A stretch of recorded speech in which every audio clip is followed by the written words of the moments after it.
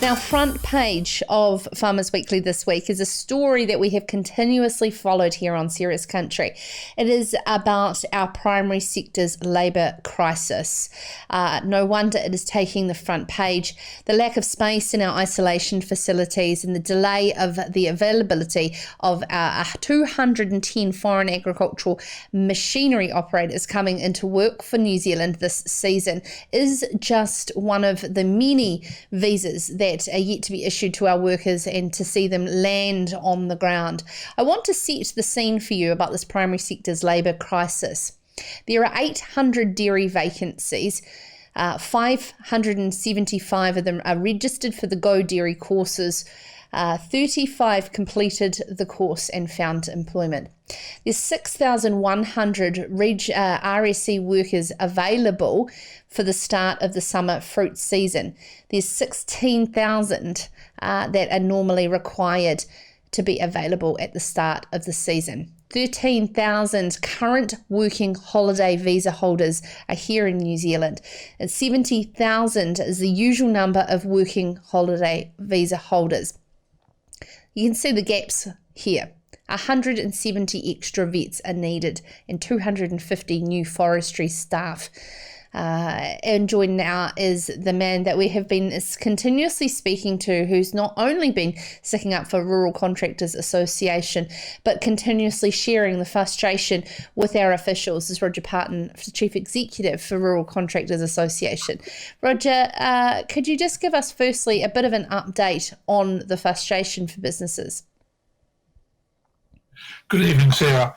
Well, the current position is that Cabinet approved 210 overseas workers to come as agricultural machinery operators. And we worked very hard with MPI to get those across the line. There were some hiccups from the immigration side, particularly about people applying for visas, not quite sure what the process was. We've managed to iron out most of that. But the problem we've come up against is that while we've got people overseas with visas, we can't get them any accommodation. And there is no accommodation available in isolation facilities until the middle of February. Now, for people coming in for the season, that is absolutely ludicrous. They might just as well not bother. And in some cases, the contractors have said, forget it, I'll walk away from it and leave it. Our current position is that we have 58 of those overseas workers have landed and are either in isolation or are working.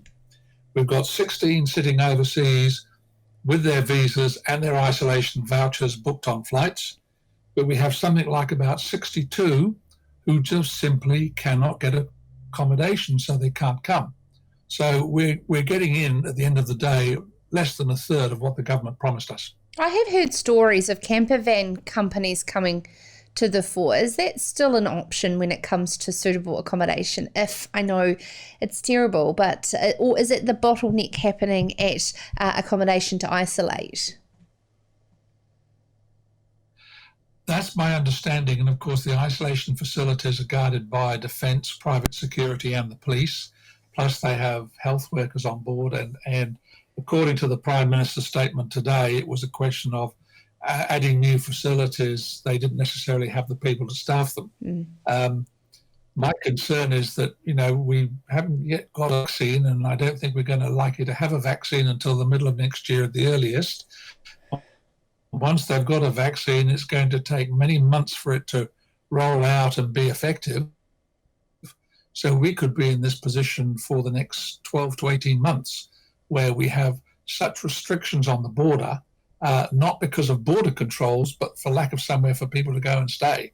And it's got to be addressed, because otherwise it's going to bring the country to its knees. My apologies. I misunderstood when you were talking about accommodation and clarifying that. Thank you very much, Roger.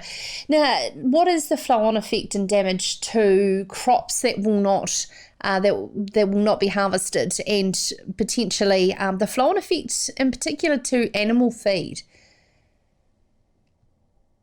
It was interesting on tonight's television news, there's a courgette farmer somewhere in the country who can't get any workers, and he said, well, that's it, I'm going to pack up and go home. I'm not going to grow anymore. In this particular case, you're going to find that an awful lot of silage is not made, a lot of maize is not cropped, and that means that the feed available for cattle into the winter, and also if there's any drought, and those are things that happen fairly regularly, means that there will be insufficient feed supply for the animal. So either the animals will suffer because they can't get fed, or they will have to go to the slaughter yards. What are your conversations like now that the new government is starting to get its feet under the table, Roger?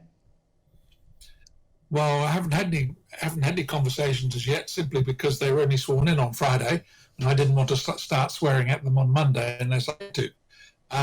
But the simple fact of the matter is, it's the same ministers. Certainly, Minister O'Connor and Minister Farford, who's Immigration Minister, and now we have Minister Hipkins, who's in charge of COVID.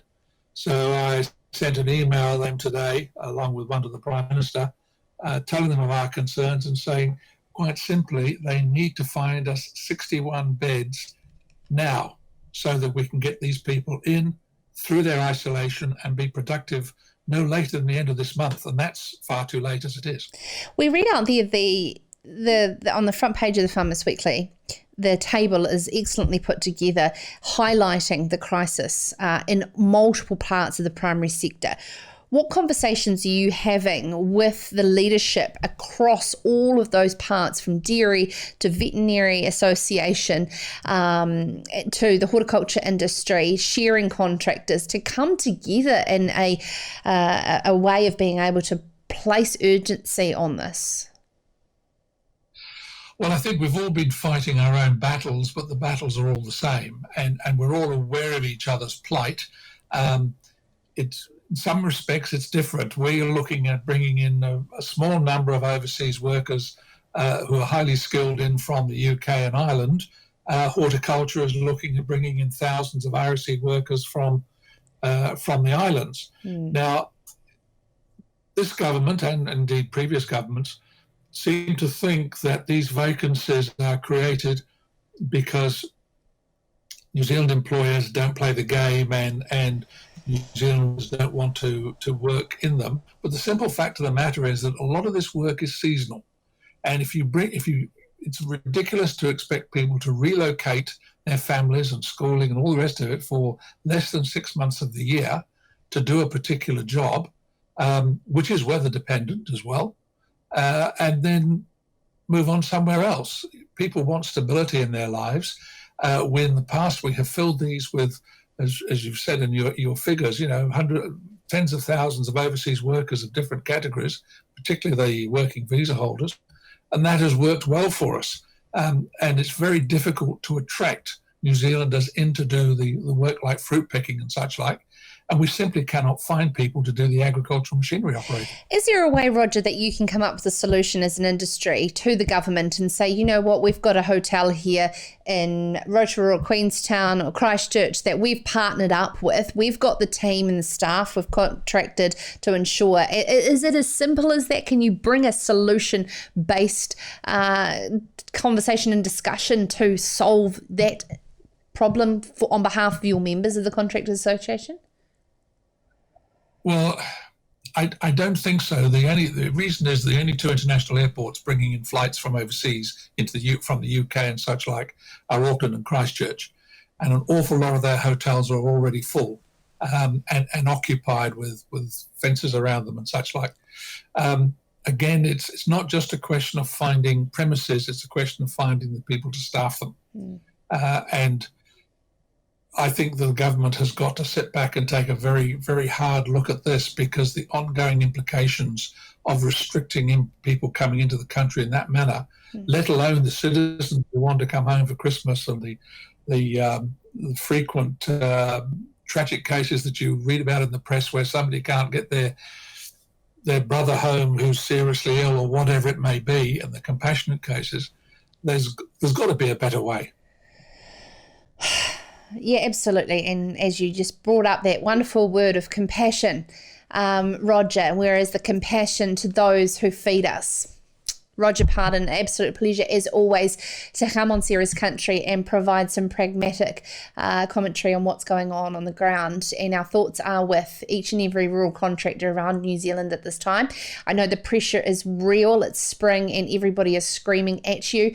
And of course, labour shortages is not helping at all. And so, yeah, I just absolutely want to extend on behalf of our listeners and viewers to you to please take a big care of yourself and your team out there at the moment. This is Sarah's Country.